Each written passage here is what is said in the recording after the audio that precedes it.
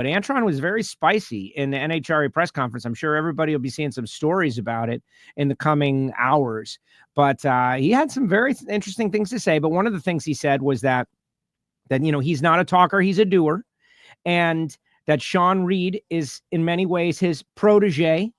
And Shawn said something to him last year like, I gotta get better on my lights. I gotta build a simulator. And Antron's like, you gotta go use mine right now. Go do it now. And that Antron is kind of like helping Shawn with the driving. And we clearly saw it the second half of last year. What's your take? Well, there's a couple of things that we did and that not a whole lot of people know about. I'm just going to go ahead and expose it right here. Expose it.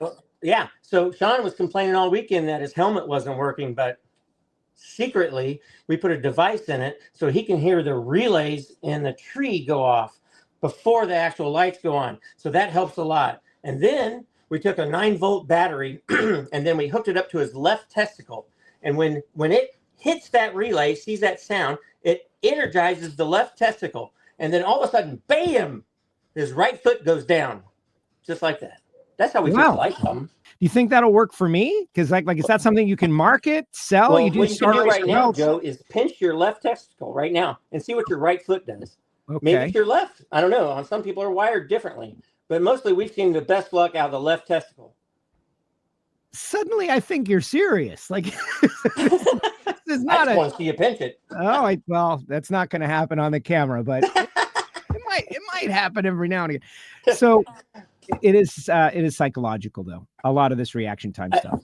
You know what? I think it just given my driver confidence with a car, that's a lot of it. We gained a lot of that last year on the back half of the season once we figured out some stuff, and the car got faster and faster. And then the pressure, what happens then is the pressure is on the driver to perform, because you can have a 60s car, but you got to have a 50, 60s driver to go with it. You can't have a 60s car and a 90 driver, an 80 driver, and expect to win because the competition is so tough.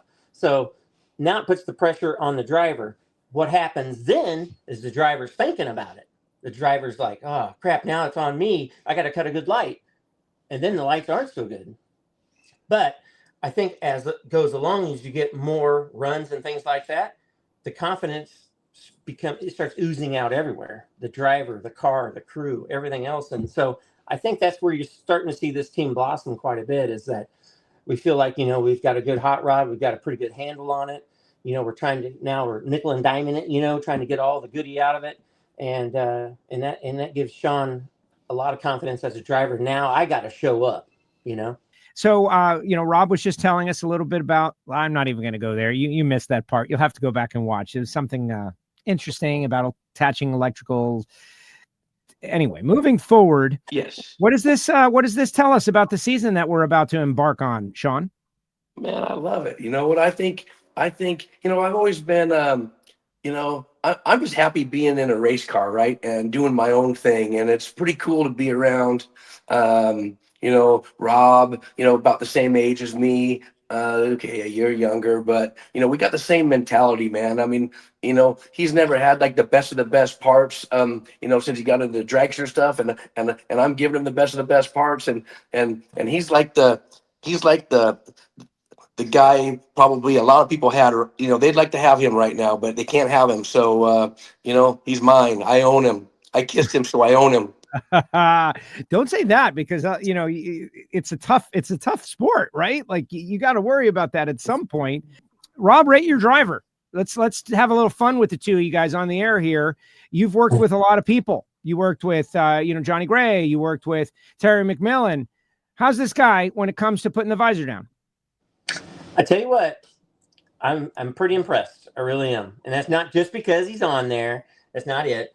Actually, he can come back from a run. And this is how I rate drivers. Can you tell me a 5-minute story about the run? That's it. If you're a driver that jumps in and then goes, and then go, woo, I was late on the chutes, maybe that's not your guy that needs to be driving your car. This guy can come back and tell me, goes, yeah, I felt it, I did something a little top there and blah, blah, blah. And then he can tell me a story about what happened. And then we can take that information back to the computer, me and Ryan, and look at it and go, yeah, I can see it was a little edgy or whatever. But like this weekend, it was like he never left the car last year. There wasn't 3 months off. You know, he just jumped in it, and his lights were great, and the car, he just did his job, and it was such a relief as a team seeing him just take controls like he did this weekend. It was a great weekend. It really was. I'm sure that has to do with the drag boat stuff, right, Shawn? Like you're used to the track is moving under you.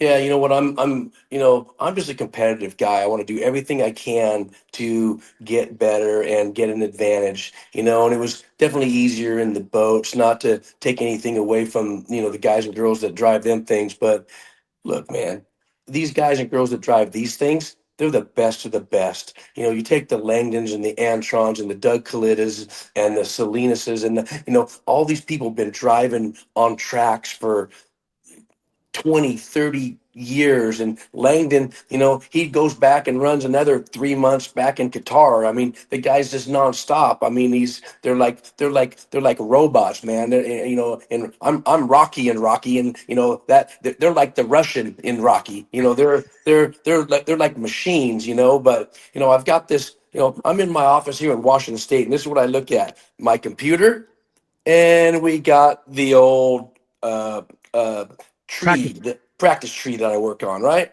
So I did make a conscious effort. I want to get better, and last week, I don't know if I mean, I don't think it was all me getting better. I think Rob found a way to make the car leave a little better. The viewers know what I did. Yes, the viewers know.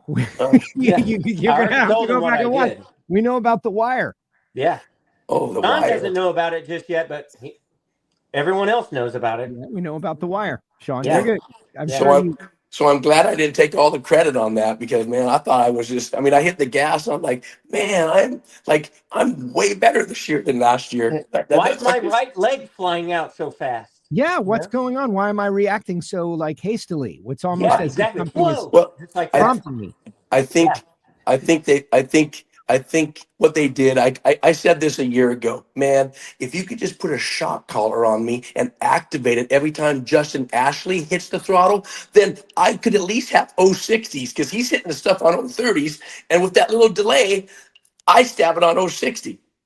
The collar part, though, maybe it's not a collar. Yeah. It's wired into the fire suit. You don't even know it. You won't even know it. Don't even know it. I love it.